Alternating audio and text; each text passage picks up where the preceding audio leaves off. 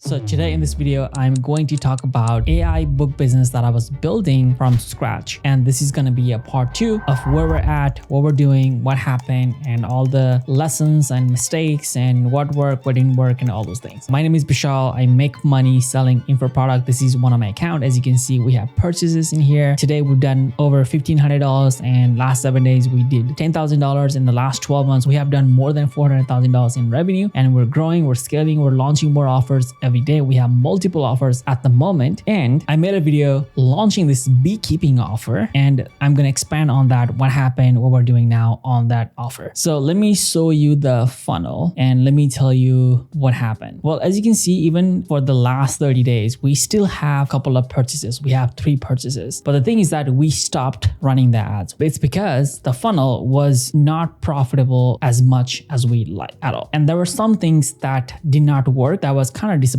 And there were some things that worked really well. And I'll tell you what we learned, and I'll tell you if this is some industry that you should go into it or not. So the first and the most important thing to realize is that any and all offer that you launch should have hint of success. When we launched this offer, I actually saw someone else who had a beekeeping offer, and I didn't just see any offer. Like I didn't just see someone just running ad in the Facebook ad library and I just guessed, okay, that might do better, right? I actually saw their number. I actually saw how much money they were spending, and I actually saw how much revenue they had. And I actually saw the upsells and all those things. I had everything. I had access to everything. That's why I decided to launch it. And when I did, it did not work the same way as expected. And of course, there are many things that I could have done better, and I could keep going on about it. But I do think that we could have done better on the sales page. And I think sales page was one of them. But I think the next thing was actually the upsells did not convert at all. And we could have tested more upsells. We didn't do it. And we have other offers, and the other offers are making money. And sometimes when you have other offers that are making money, you kind of don't want to launch offer, or whenever you launch a new offer, you kind of do it kind of like half-assed, right? You just do it a little bit. You don't pay as much attention because you have other offers that are making way more money and way more profit. So why do this something new when you already have something that's making money? And I think we kind of fell into that trap as well. We launched it, we were excited, the team was excited, and after we launched it, it didn't work right away. And when that happened, nobody gave a crap. Like everybody just started doing something else. Like, oh, we're not going to do it, whatever, right? Oh, we're not going to focus on this. Instead of testing, new upsells, why don't we do something else on this offer that's already working, right? If we double down on the offer that's working, we're going to make more money. And that's the problem. When you have something that's working, you want to double down. And that makes sense. But at the same time, I should have separated the team. Like the team that was working on the main offer could have been different than the team that was working on the new offer. Let's go into the numbers. So we ran ads all the way from September the 12th. That was the first day we ran ads. And then we stopped the ads on October the 9th. Now, even though we stopped the ads, we still have sales. So in the last, let's say from December to January, we have 3 purchases, and we have one guy who bought upsell. Looks like that's upsell number 1. Even though it says OTO2, we actually changed the order. So that's upsell number 1. So we made about $70, $80. So this is all profit, I guess, but it's not much. It's just peanuts. So if I look into the numbers, I know there's a lot of number. Whenever we started, we had a pretty good CPA. This is a CPA right here. This is a cost to acquire a customer. $12, $11, $16. That's a good CPA. I have another funnel with the similar CPA, but the thing is that the AOV, which is right here, the AOV on that funnel is actually $50 plus. It's $57. So if I have $20 CPA right here, and if my AOV is $57, so let's lower this down to around 57. Yeah.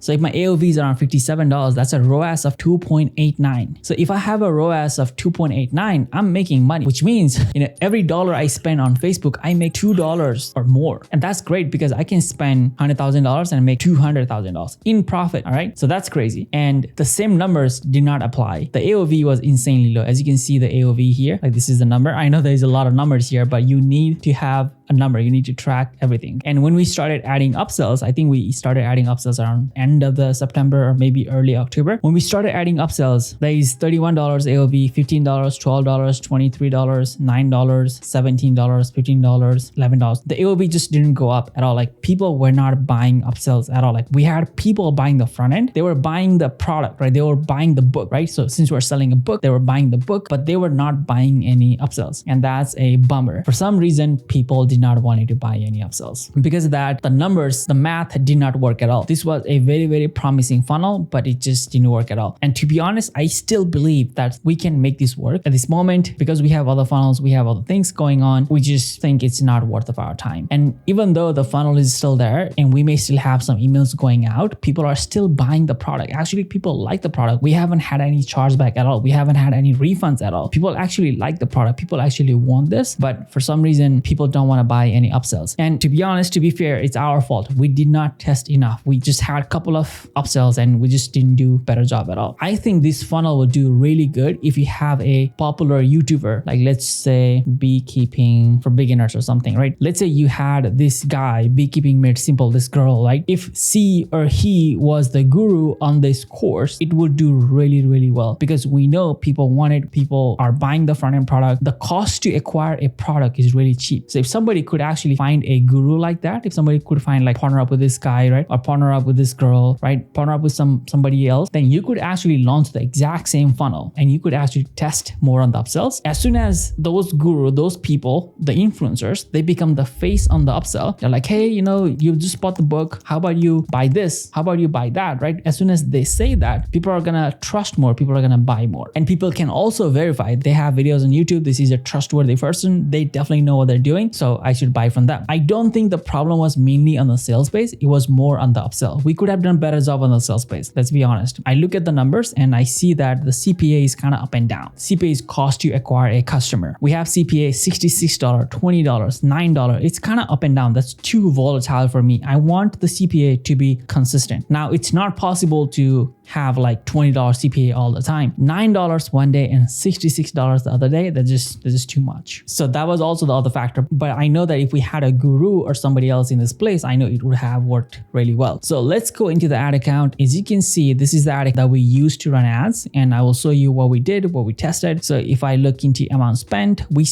let's do maximum. We spent around $3,600, and let's see how much we made in terms of revenue. Let's go all the way down. So we made around $2,000. So we only lost about $1,000. If I go into go high level, let's see how much we made. So $2,000, $2,200, $23, $24, $25. So we made around $2,500. So we actually did not lose that much money. And this is without the upsells. Okay. Nobody was buying the upsells. If I was to show you the numbers here, we had 198 people and only like 7 people bought upsell 1, 3 people bought upsell 2, 3 people bought upsell number 3. That's just like insanely low number. Like that's just like super duper low number. Like that's just wild. So yeah, but to be able to say like, hey, we spent $3,600 and we made $2,600. That's actually really good. We did not lose as much money at all. And that's the thing, like you want to play the game that even if you lose, you only lose just a little bit. Like you don't lose a lot of money at all. And when you win a ton of money. Like if this offer had worked, we would have made hundreds of thousands of dollars. That's the game you want to play. Because if I can only lose $1,000, I can lose $1,000 10 times. If one of the offer works and I make $400,000, $500,000, that's fantastic because I will play that game every day. Those are the things you want to do. Those are the games you want to play in life. If you want to win, make money, succeed, do whatever you want to do in whatever aspect of your life. So we knew the ad was good. Like I don't think there's any problem with ads. This campaign is spent $500, $300, $400. The cost per click was really good as well. The CTR is really good. The ads were working really well as well. And we have tons of purchases. So let's go into the ads. Actually, let me show you the audiences that work. In terms of audiences, so healthy lifestyle, meditation, retirement, that worked pretty good. We had a farmer's market, hypermarket, supermarket, Whole Food. So we're going after a premium customer, right? Because who invests in hobby? If you have a lot of money, you're gonna do things for the hobby, right? If you don't have money, you're kind of afraid of just paying the day-to-day rent and buying the food, right? You're not gonna spend money on whatever, like just random stuff, right? But if you have money, then you're gonna spend money on different hobby stuff, right? So those kind of audiences worked really well for us. And then let me show you the ads. So these are likes campaign. We always run likes campaign.